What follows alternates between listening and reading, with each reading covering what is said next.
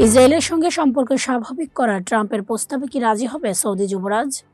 মার্কিন president Donald Trump ইসরায়েলের সঙ্গে সৌদি আরবের সম্পর্ক স্বাভাবিক করার সম্ভাবনার কথা বললেও ওই মাসের শেষে সৌদি যুবরাজ মোহাম্মদ বিন সালমানের এমবিবিএস হোয়াইট হাউস সফরের সময় সেটা হওয়ার সম্ভাবনা একেবারেই কম।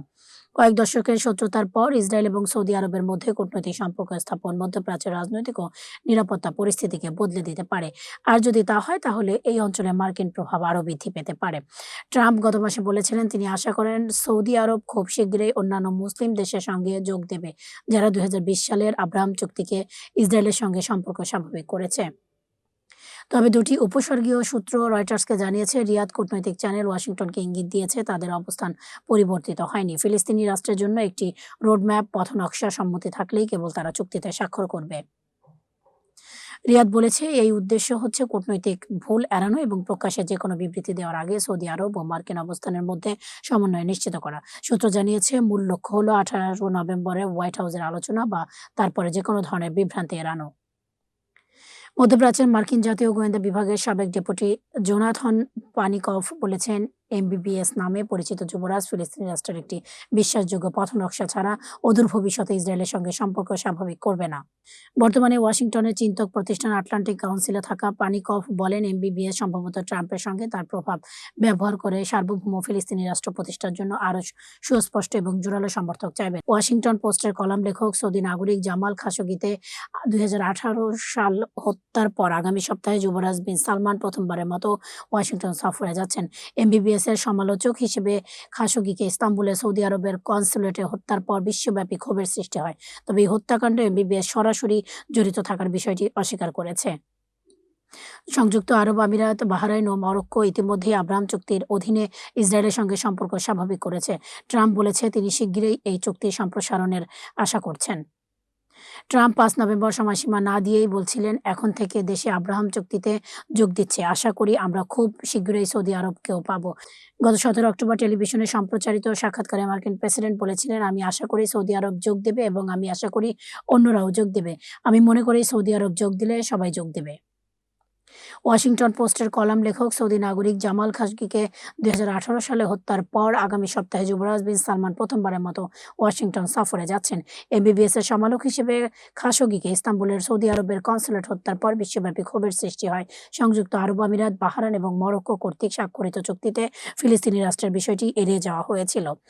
উপসাগরীয় সূত্র দুটি জানিয়েছে, রিয়াদ ওয়াশিংটনকে ইঙ্গিত দিয়েছে ইসরায়েলকে স্বীকৃতি দেওয়ার যেকোনো পদক্ষেপকে নতুন কাঠামোর অংশ হতে হবে, শুধু কোনো চুক্তি সম্প্রসারণ হলে চলবে না। ইসলাম ধর্মের জন্মস্থান এবং এর দুটি পবিত্রতম স্থান মক্কা ও মদিনার রক্ষক সৌদি আরবের জন্য ইসরায়েলকে স্বীকৃতি দেওয়া কেবল একটি কূটনৈতিক মাইলফলক নয়, এটি এই অঞ্চলের প্রাচীনতম সবচেয়ে জটিল সংঘাতের সমাধানের সঙ্গে জড়িত গভীরভাবে সংবেদনশীল জাতীয় নিরাপত্তার বিষয়। ২০২৩ সালের ৭ অক্টোবর স্বাধীনতাকামী হামাসের যোদ্ধারা দক্ষিণ ইসরায়েলে হামলা চালায়। এরপরেই গাজায় নির্বিচারে হামলা শুরু হয় ইসরায়েলের। ইতিমধ্যে ইসরায়েলের নৃশংস নির্বিচার হামলায় গাজায় প্রায় ৬৯,০০০ ফিলিস্তিনি নিহত হয়েছে। যুদ্ধবিরতির মধ্যেও নানা অজুহাত দেখিয়ে হামলা চালিয়ে যাচ্ছে ইসরায়েল। এসব কারণে ইসরায়েলের প্রতি আরব জনগণের অবিশ্বাস রয়েছে। ফলে সৌদি আরবের পক্ষে এমন একটি পদক্ষেপ নেওয়া কঠিন হবে।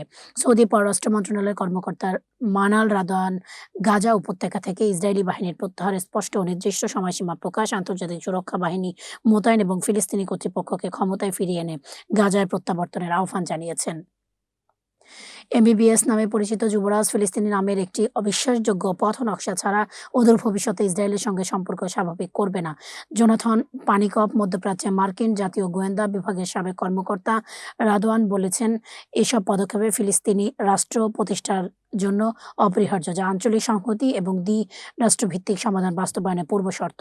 সূত্রগুলো রয়টার্সকে জানিয়েছে, ইসরায়েলের প্রধানমন্ত্রী বেনিয়ামিন নেতানিয়াহু ফিলিস্তিনি রাষ্ট্র প্রতিষ্ঠার ঘোর বিরোধী হওয়ায় সৌদি আরব ইসরায়েলের সঙ্গে সম্পর্ক স্বাভাবিক করার বিষয়ে ট্রাম্পের দাবি মেনে না নেওয়ায় তাৎক্ষণিক কোনো সম্ভাবনা দেখছে না। সৌদি কর্মকর্তারা বলছে, সেই দিকে অগ্রসর করতে এমন ছাড়ের উপর নির্ভর করছে যা ওয়াশিংটন বা ইসরায়েলের কেউই বর্তমানে দিতে প্রস্তুত নয়। ট্রাম্প ও যুবরাজ প্রতিরক্ষা চুক্তি চূড়ান্ত করতে প্রস্তুত। সৌদি কর্মকর্তা ট্রাম্প বিন সালমান বৈঠকে প্রতিরক্ষা সহযোগিতা এবং বিনিয়োগের দিকে টেনে নিতে আগ্রহী, কারণ ইসরায়েলের সঙ্গে সম্পর্ক স্বাভাবিক করার রাজনৈতিকভাবে সংবেদনশীল ইস্যুটি যেন আলোচনার সূচিতে ম্লান না করে দেয়। ধারণা করা হচ্ছে বৈঠকে বিশ্বের শীর্ষ তেল রপ্তানিকারক দেশটির শাসকের জন্য মার্কিন সামরিক সুরক্ষার পরিধি নির্ধারণকারী একটি গুরুত্বপূর্ণ প্রতিরক্ষা চুক্তি চূড়ান্ত হবে এবং উপসাগরীয় অঞ্চলে যুক্তরাষ্ট্রের সামরিক পরিস্থিতি দৃঢ় হবে। তবে প্রস্তাবিত এই চুক্তির পরিধি কমিয়ে আনা হয়েছে।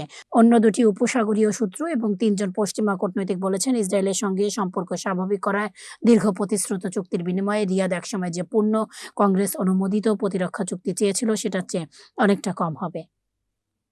দুই উপসাগরীয় সূত্র অনুসারে রিয়াদ চুক্তিটিকে ভবিষ্যতে মার্কিন প্রশাসনের মাধ্যমে পূর্ণমাত্রা চুক্তিতে উন্নীত করার বিধান রাখার উপর জোর দিয়েছিল। তা না হলে ভবিষ্যতে যে কোনো প্রেসিডেন্ট চাইলে এই চুক্তি বাতিল করে দিতে পারেন। আরব ইসরায়েলের সম্পর্ক নিয়ে একটি প্রকল্পের নেতৃত্বে থাকা ওয়াশিংটন ইনস্টিটিউটের ফেলো ডেভিড মকোভস্কি তিনি বলেন, এটি তাদের চাওয়া চুক্তি নয়। তারা হয়তো এটিকে নিখুঁত নাও করতে পারে, তবে এটি পূর্ণ চুক্তির দিকে যাওয়া একটি ধাপ। উপসাগরীয় সূত্র ও পশ্চিমা কূটনীতিকরা বলছেন, যুক্তরাষ্ট্রের সঙ্গে প্রতিরক্ষা চুক্তি ইসরায়েলের সঙ্গে সম্পর্ক স্বাভাবিকীকরণ এবং ফিলিস্তিনি রাষ্ট্রত্বের মধ্যে যোগসূত্র আলোচনার এক জটিল সমীকরণ তৈরি করেছে। অন্য দুটির ক্ষেত্রে অগ্রগতির অভাবে রিয়াদ ও ওয়াশিংটন সীমিত একটি প্রতিরক্ষা চুক্তি করতে বাধ্য হয়েছে। সূত্রগুলো রয়টার্সকে জানিয়েছে, ইসরায়েলের প্রধানমন্ত্রী বেনিয়ামিন নেতানিয়াহু ফিলিস্তিনি রাষ্ট্র প্রতিষ্ঠার ঘোর বিরোধী হয়। সৌদি আরব ইসরায়েলের সঙ্গে সম্পর্ক স্বাভাবিক করার বিষয়ে ট্রাম্পের দাবি মেনে নেওয়ার তাৎক্ষণিক কোনো সম্ভাবনা দেখছে না।